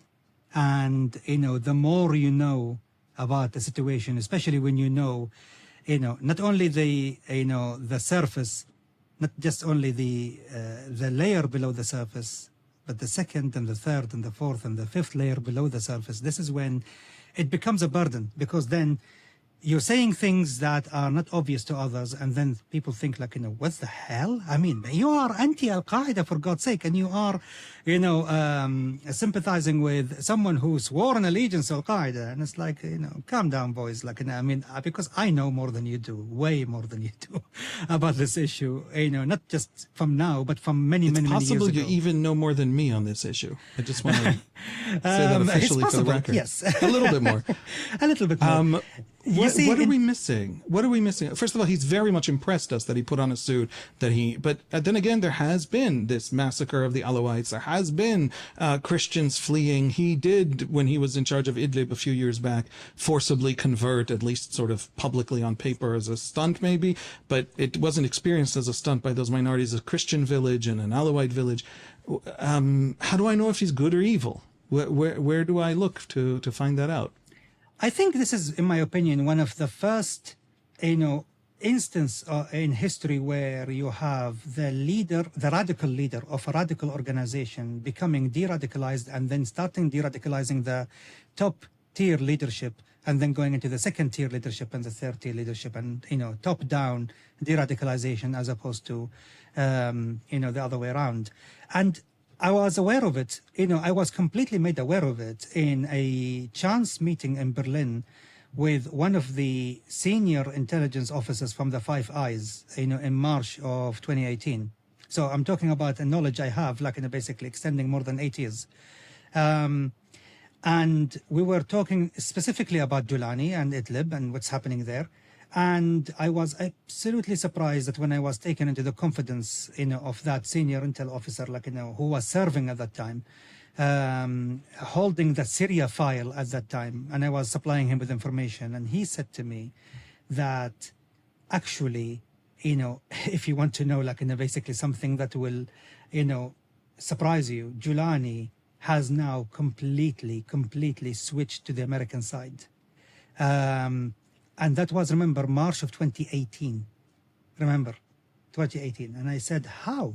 He said, well, it's all started, when he was in Buka and then, in other prisons, American jailers, were befriending him, and especially American librarian, the jail library. And the jail librarians, were in particular impressed by how many books he was reading and the fact that he was starting to depart the idea of a global jihad and thinking about jihad being an instrument to fight injustice rather than being a global aimless, jihad in a foreign empire. And then, of course, he comes out of prison 2011, straight away sent to Syria. He established, Jabhat al-Nusra there. Even though it was funded by ISIS initially, but he was completely at odds with ISIS leadership about the direction of the group. He doesn't want Syria to be a staging ground for any terrorism against any other nation whatsoever, especially the Americans. And then when the pressure was on him so much, in April of 2013, just before the split with ISIS happened, he went to the Turkish military intelligence and to Hakan Fidan in particular, and he just said, I don't want, basically to be part of this. How do we extricate ourselves from this situation? And so this is when the split with ISIS happened. He managed to keep hold of about 40% of the group, kept them as a Nusra. 60% went with ISIS, but then you know what happened with ISIS. So what happened is, for the next several years, he was passing on to the Turks every single bit of intelligence on ISIS camps, weapon depots, location of their leaders, exact coordinates. So the Turks were passing it on to the Americans, drones, fighter jets, everything you can imagine, decimated ISIS. But then he, of course, when he left ISIS in order to remain legitimate in the eyes of his followers, he gave his allegiance to Al-Qaeda. Al-Qaeda decided, oh, great, thank you so much. We're going to send now our own leaders to you. So they started sending people like Abu al-Faraj al-Masri and Abu Abdullah al-Muhajir and Ibrahim Siyasa and all of these leaders, only for them to be killed one after another by American drones. Somehow, someone, somewhere was leaking their, locations. Why? Because Al-Julani was leaking their locations to the Turks, and the Turks were giving it to the Americans, and then brownie points, one brownie point after another. And so at some point, the Americans worked it out and told, in late 2017, they told Hakam Fidan, we know who your source is, we want to meet him. And so a meeting was arranged, and it was in January, just 2 months before I met that intelligence officer, in January of 2018, the meeting happened, and in that meeting, Al-Julani basically asserted that, I have no interest whatsoever in anything that is remotely related to global jihad. We despise, this idea completely. And we made sure that anyone who is trying to make Idlib a staging ground, for attacks against any other nation will meet his demise before he even achieve it. So he was asked the question, what do you want? And he said it exactly like this. He said, to rule Syria. That was what I was told in March of 2018. And so I was thinking that that was smart. But does, those around him know that? And the answer was, most of the first-tier leadership know that, know his strategy. They have converted to that. They are now more or less similar to Saudi Wahhabist ideology of the nation state comes first. So, and they are doing that conversion slowly and gradually, from the top down. So in 2020, in July, that's another evidence of this, I met with a senior Syrian businessman who lives in the UAE. And I remember he had a debts problems and everything and all of that. And he said to me, Aimen, finally, I'm going to pay my debts and I'm going to move to Turkey. Everything will be fine.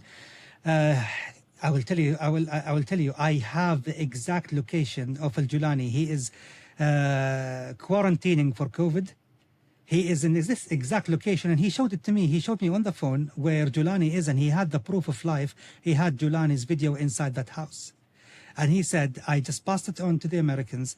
It's only a matter of time before I collect a $10 million reward on him. I said to him, it's not going to happen. They're not going to target him, trust me. He said to me, no, what do you mean? I said, trust me, they are not going to target him. He's just too useful for them. And several days passed by, 10 days almost, and I called him. I said, my dear friend, no attack yet. He said, oh, those American bastards, they told me they put it all the way to the chain of command. At that time, it was President Trump, by the way. And it came back from the White House to the Department of Defense saying that that it doesn't serve the national security interests of the United States to target this man, even though there is $10 million reward on him. So once it's on, you can't lift the reward, right? Because then you clarify that he's working for you. So they have to leave the reward, but then never act on it. Exactly. The man mirrors my journey. Everything about him reminds me of me. Everything, every word he's saying, from Sayyid Qutb indoctrination all the way to the nation state and the Chicago Club and, infatuation with Milton Friedman. Yes, I'm not kidding, seriously. The man mirrors my journey. And so, however, I was, dismantling things from within. He was changing things from the top. Something that no one ever achieved before. So he has a difficult task here. And this is why I was enraged when I saw the Israelis attacking. And it's like, oh, wait a minute. You should be working with this man, because this man is the guarantee that Syria is going to be radicalized for the next 20 years, not the other way around. You know, because he is the one who is making sure that radical people are either expelled or imprisoned. Look at the prisons of Idlib. How many people there from the jihadists, like who are Egyptians or Iraqis or whatever, who currently, like, you know, basically languishing in Idlib jails? Just like the jihadis in Saudi Arabia who are languishing in Saudi jails. Right. In other words, in Idlib, you have these jihadis, and he's keeping a lid on them, and he can be trusted to do so.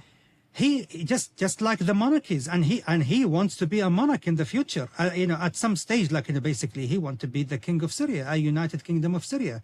Now, the problem here is, you know, it's not the Druze. The Druze were always painted as patriotic Syrians in Syria. And remember, like, you know, you have to understand that the Druze of Syria are very different from the Druze of Lebanon, are very different from the Druze of, Israel. That the three are very different, you know, in terms of, you know, culture, political, like, you know, I mean, machinations, all of that. So it's a mistake, like, you know, to treat all the three as the same.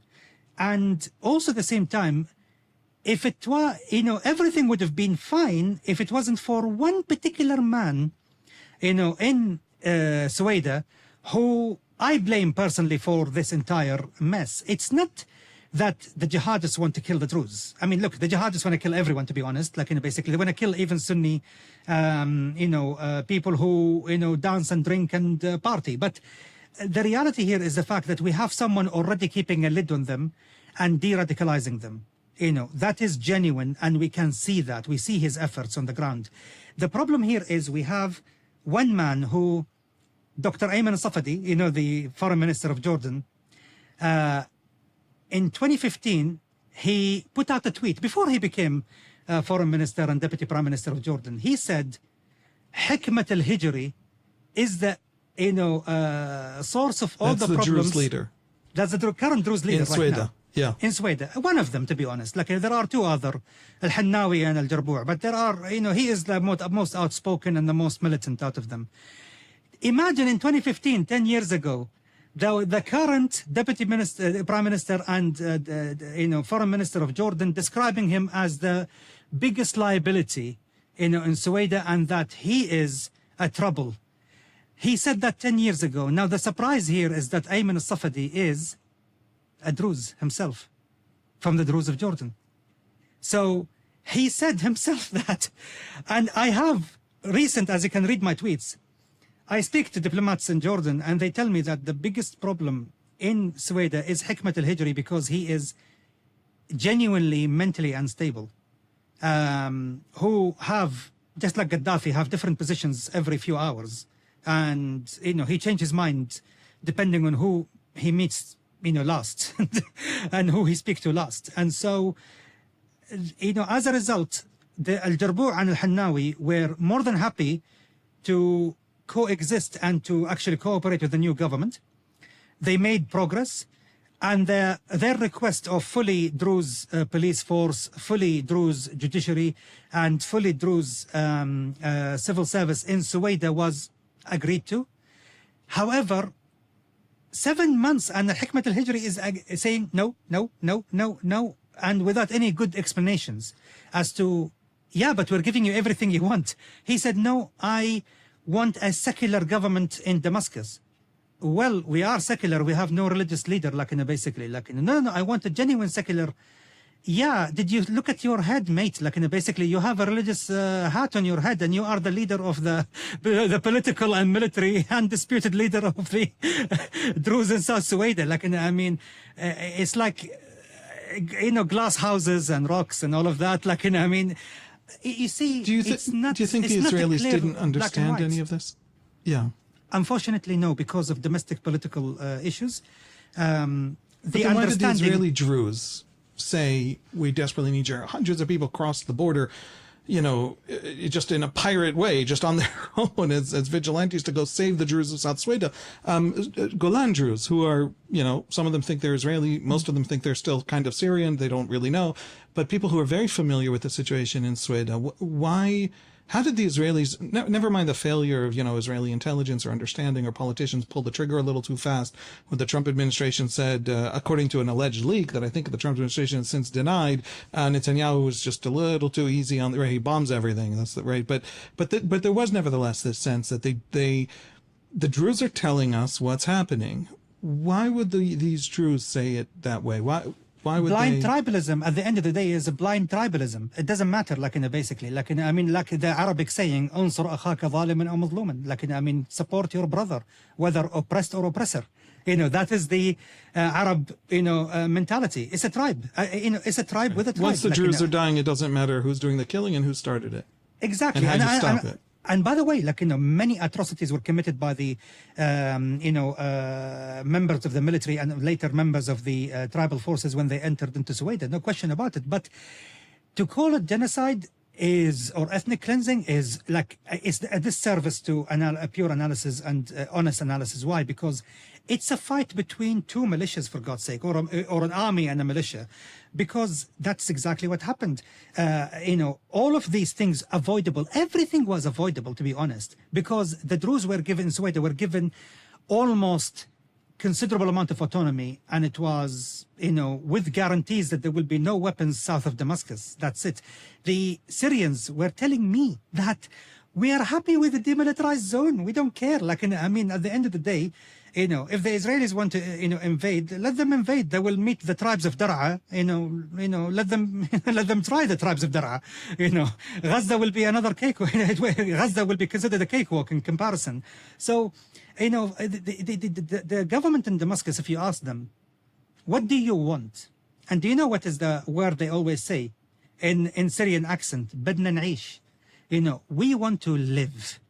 In other words, we want to have higher standards of living for our people. But at the same time, they are doing their best to de-radicalize people who have been radicalized by 14 years of traumatic conflict where 1 million people died, 14 million displaced, and they just experienced power after 54 years being bereft of power. I'm talking about the Sunnis of Syria. So, the neighbors need to work with them in order to achieve that. And you know what? Netanyahu could have picked up the phone to al-Sharaa and say, hey, I want you to give the Druze 1, 2, 3, 4, 5, and in return, I'm going to help you with the drought, and all the agricultural, challenges that you have, because we are the best in the region with that. Will you do that for me? Al-Sharaa would have said yes. And the Syrian people would have valued this gesture for the 20 years to come. Do you think al-Sharaa would say yes now after Israel bombed a military HQ in Damascus? I would say yes, if it means that Syria remains united and there is a Israeli backing for a united Syria and potential in the future for a united Syrian monarchy. Okay. Final question. Thank you so much for your time. I don't know. I don't know how to do this. Maybe we'll just invite you for another 4 hours some other time. Happy to do so. Gaza. We Israelis, after October 7, I said on some podcasts, I don't think our enemies understand what they have awakened. All of our history, 140 years of the history that produced the Jews of Israel as a cohesive society, teach us that we no longer can trust in our own analyses of whether the enemy is deterred. We thought we understood Hamas. It turned out we did not. And so we no longer trust our own judgment of whether Hezbollah is deterred, whether the Khomeini is deterred, whether anybody is deterred. And so the new Israeli vision by October 9th was very clear to people like me and to every serious pundit of Israel, many, many of us. The new Israeli vision was no more monsters on any borders, no more enemies that we have clever theories about the deterrence. And so we went to a war, first in Gaza, then in Lebanon. Hezbollah insisted on joining that war. But we wanted Hezbollah to join in that war because we wanted the chance to shatter this thing forever, because we can never have monsters on our borders ever again, because we simply can't believe that our own intelligence telling us they're deterred. Nobody's ever deterred in the Israeli imagination ever again. And we went to Iran. Iran was said to be this enormous challenge and turned out to be an unbelievable cakewalk. We have dead, we have buildings shattered, we have thousands displaced. It is not 1% of what the pessimists said that war would mean for Israel and for the Middle East. Hezbollah turned out to be a cakewalk because of 10 years of incredibly professional and astonishingly clever intelligence work, etc. And Gaza, that weakest of our enemies, but the one that surprised us, because we did not understand it, because it had managed to compartmentalize to a point where Israeli intelligence couldn't see it, because of a catastrophic Israeli failure. Gaza turned out to be the thing that we still now struggle to understand how to get through, how to achieve the basic war goal, which is Hamas disarmed and removed. That's the war goal. That was the cabinet decision 2 years ago almost. And along the way, Gaza has suffered terribly. I think that the basic Israeli understanding of the Gaza war is basically World War II in Germany. The Allies destroyed Germany, demolished Germany. My complaint to Benjamin Netanyahu has been that that while the Allies were demolishing Germany, it was understood that that was because the Nazis were holding on, because they wouldn't surrender. We will do whatever it takes to remove Nazism. But once we remove Nazism, there is the great rebuilding. The Israelis need to say that there is the great rebuilding, because otherwise they're just destroying, and they're destroying at enormous scales because there are 500 kilometers of tunnels under this tiny territory of 25 kilometers. But Gaza is the place where the Israelis are struggling. Gaza is also the place where there's enormous suffering, enormous suffering. In Lebanon, the civilian death toll is tiny compared to the destruction wreaked on Hezbollah. In Iran, it's even smaller compared to the catastrophe it represents militarily. In Gaza, the civilians are suffering far more than Hamas. So much of Hamas is dead. Maybe that's, I don't know. I don't want to get into never mind the semantics. The point is there's massive suffering. There's widespread, terrible hunger in Gaza right now. There's a big debate about whether it's actually starvation. Okay, fine. But there's no doubt there's suffering. Has the Middle East radicalized against Israel? Is Hamas exactly that kind of transnational enemy, or is it a nationalist enemy in the model that you told us? So many questions that I have about Gaza. Are the Abraham Accords still possible? How do you do, if the Saudis demand a Palestinian state for movement forward with an Abraham Accord, does that mean also the West Bank? I have to tell you, there's not a single Israeli I know who isn't in some way afraid of pulling out of any part of the West Bank, because they absolutely believe that Hamas will take over anywhere they pull out of, because Hamas is the only real story that exists in Palestinian politics that Palestinians cling to. So this is something that we don't know how to solve. We're not going to solve anytime soon. It's tremendous suffering involved on their side, on our side. 90% of Israelis think the Palestinians want to destroy us utterly. 90% of Palestinians, it turns out, roughly think that the Israelis want to destroy them utterly. I don't know how this conflict ends anytime soon. And in the meantime, the entire Middle East is watching it and obsessing about it and seeing nothing else almost on their television screens. How do you understand Gaza? What should the Israelis do? How bad is it? Is there an Abraham Accords to come out of it? And I'll think up another 7 or 8 questions. No, this is it. This is the last question. Tell us what someone who comes from your past and knows what you know understands that Gaza conflict. It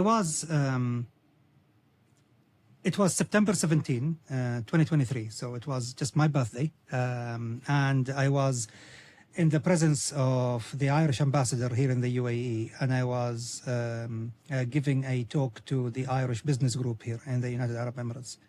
And there were 200 people in front of me, and I was talking about the recent positive outcome in the region. First, we have the March 2023 détente between Tehran and Riyadh, brokered by Beijing, in order to secure supplies of energy and make sure there is no shooting war between the GCC and Iran. And then we have the IMEC, the India Middle East European corridor, which will go from Mumbai to Dubai to Riyadh to Jordan, and from there to Haifa, and from there to Greece and Italy. This will create this kind of Israeli-Saudi economic integration before even we go into the proper normalization. What a wonderful time to live in. hooray for peace. And then I said something. I said, are we allowed to say that peace is finally, reigning in the Middle East? Are we, allowed to be optimistic? Or somehow, someone across the water, and I was pointing, from Dubai across the water, I meant Iran, will sabotage all of this.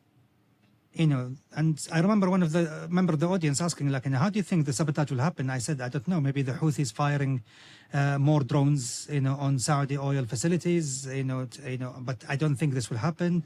It could be, the classic way of another Gaza war, just like 2009, 2014, and 2021 skirmishes. It will be a small scale. That's what I said. It will be a small scale. Little did I know, in order to just disrupt that kind of normalization process that was taking place and the speed at which it was going on. Because I was being told by Saudi friends from the diplomatic service and even the intelligence service, that the Saudis were working hard to bring back some sort of a working relationship between Hamas and Fatah in order to dissolve the problems between them, because the government in Jerusalem was telling the Saudis, if you want us to have a peace between us and the Palestinians, how about there should be a peace between the Palestinians and the Palestinians? These two, they need to agree first. They have to have that unified, vision in order for us to have a credible partner for peace. Both of them, and that include Hamas, abandoning its charter and the aim of destruction of Israel and all of that. Until October 1st, they were telling the Saudis they are on board and they are willing and open to talk about these points. And then, of course, October 7 happened. 2 hours, if you look at my timeline on X, on Twitter, 2 hours into the attacks, I posted only one line and I was almost in tears. I said, Iran is going to fight Israel until the last Palestinian.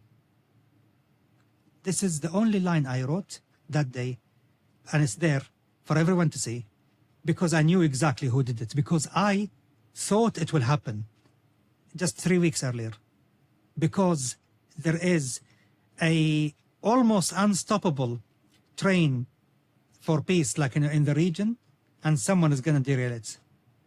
But I didn't think it will be on that scale. It wasn't derailing. It was blowing up the bridge and the whole train went down into the abyss. And this is why I would say that the only peace, the only way this can happen and for the Abrahamic Accord to be put together is for Jordan, Saudi, and the UAE, and only these three, please, not Egypt, only these three, Saudi Arabia, UAE, and Jordan, for them to take over Gaza as a protectorate, and with US and European security involvement, dismantle, disarm, and expel Hamas leaders from Gaza, and start a program not only of rebuilding Gaza, but of de-radicalizing and rehabilitating the people of Gaza, and to create that working model, for coexistence and peace that could take up to 10 years to build. In the meantime, I'm one of those people who believe that I don't believe in the two-state solution. I'm not basically one of the idiots who believe in this. It's a complete fallacy, complete idiocy. It's not going to work. Because there is no viable land for the Palestinians in the West Bank anymore. And it will, after October 7, which Israeli generation will ever, abandon their strategic depth of defense and allow, such pockets of potential enemy, forces to fester and to multiply there. So I'm one of those people who believe that a primitive model of non-representative democracy that could actually emerge, where there is a one-state solution involving only the West Bank. Gaza will be an Arab protectorate, separate completely, but the West Bank Palestinian population will become Israeli citizens, and that 70% of the Knesset will be reserved for Jewish population in order to protect the Jewish identity of Israel, while the other 30% will be represented by Arabs. So yes, it's a little bit of a one-third It's kind of disenfranchisement. like Lebanon. Yes, it's like Lebanon. The Christians are only 30%, but they have 50% of the parliament by constitution in order to maintain that cultural and heritage of Christian and cultural heritage of Lebanon. So this is the only viable solution in my estimates. As an amateur student of history, looking forward. That's the only way that can go forward. Gaza is separate, become a GCC Jordan, monarchical protectorate, basically, and their citizens, given some sort of basically a Saudi or Saudi protected passports, basically, in order to become separate entity, while at the same time the West Bank and the Arab population in the West Bank become Israeli citizens, but their voting power will not alter at all the Jewish identity of Israel. I think that's the only way. I can't think of any other way it is viable. There are, the Israelis themselves, progressives desperate to find a solution are falling over themselves, struggling to find one, and really nobody has any. But there is talk about imagining, for example, Jordan stepping in, taking over the Palestinian cities. They get Jordanian citizenship. They have that opening to Jordanian, international airport. They then have a lot of land, strategic depth. Maybe even the Israel and Jordan split the West Bank in some way. Something like that would not be something that you would. It could be, but then that would extremely be opposed by a bigger, a big minority within Israel, saying that still territories are being ceded. At the end of the day, it's not. I haven't heard anyone with a serious solution. Yeah. However, the only way is just absorbing the land and the population, while putting constitutional guarantees. Some people say yes, but it's a time bomb, for the future. It is.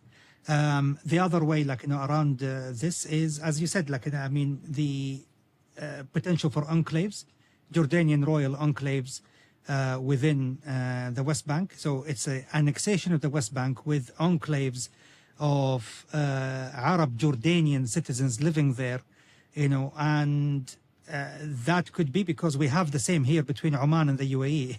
Oman and the UAE have a very funny border where I enter, sometimes I could basically cross the border several times because I'm going from one enclave to an exclave to an enclave, and like that between the two countries, because tribes chose to go with one country or the other. It's not, unheard of in this region. But it's basically the Alon plan of yes. Yigal Alon, where he had these maps where the West Bank is carved out, where populations fit with their sort of ethnicity, their government. Okay, so you are as confused as the rest of us, but yes. you are optimistic, but you're nevertheless optimistic on normalization. That is something that is in the future, and but also one thing I must the monarchies say being willing to rebuild Gaza as well. Yeah, Israel need to do a lot to become economically integrated with the rest of the region. It is absolutely surprising, 78 years and still Israel is not properly economically integrated with the region, and especially with the GCC. That need to happen, possibly even before the Abrahamic Accords, in order for the Abrahamic Accords to become a political reality, because only through economic integration that peace can happen. Because at the end of the day, I remember I was giving a talk in the bank I used to work for. I worked for a bank after I left the service of MI5 and MI6, and I pulled it was in the UK, so I pulled a £20 note, and I said, it's amazing that this could be both an instrument of peace or war, but actually, this is an instrument of peace, because nations that depend on each other so much, rarely, go to war with each other. And so I think an Israeli economic integration with the rest of the Middle East is something that need to happen and need to happen as soon as possible. Aimen Dean, the goal of this podcast is to fight against the Western cartoonicization of the Middle East, because it's big and it's complex and we're real people and we have three-dimensional understandings of the world. And you have just helped me do that, and I hope you have helped our listeners and viewers do that. Thank you so very much for joining me. You're kind. You're too kind. I really appreciate it. Thank you so much for having me.